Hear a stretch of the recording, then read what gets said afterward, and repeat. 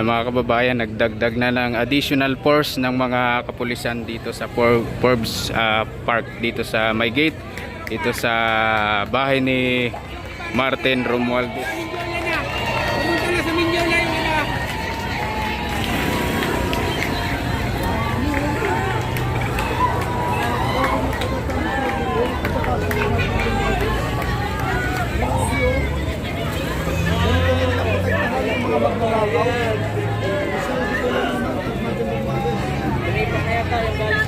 So, baliktad na ngayon ang nangyayari.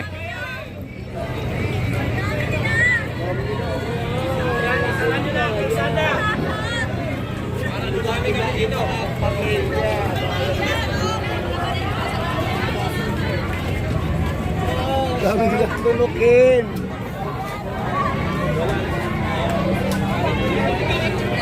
Diyan na yung mga sarado ang utak.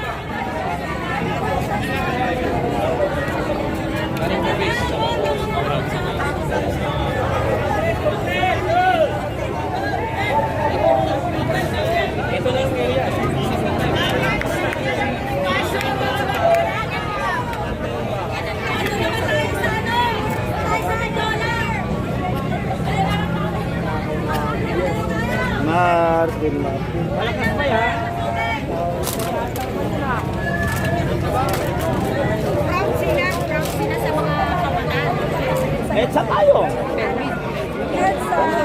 Liga tayo dyan.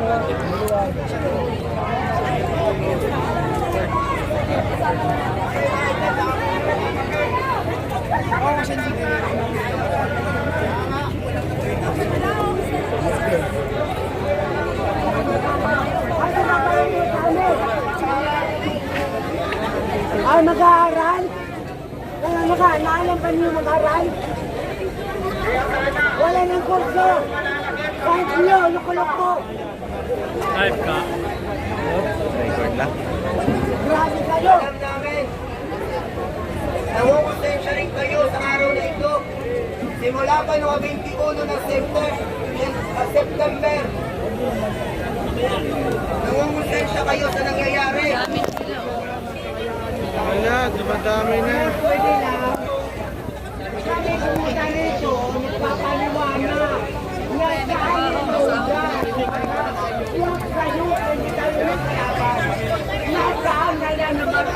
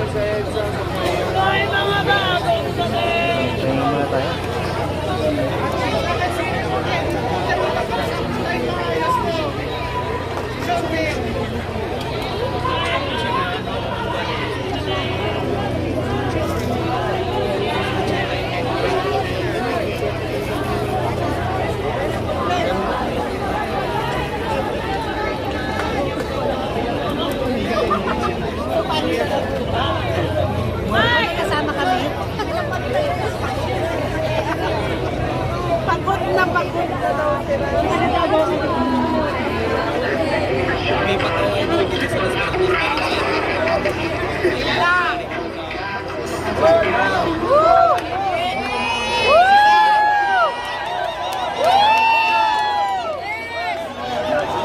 Dito, huwag kayo malit.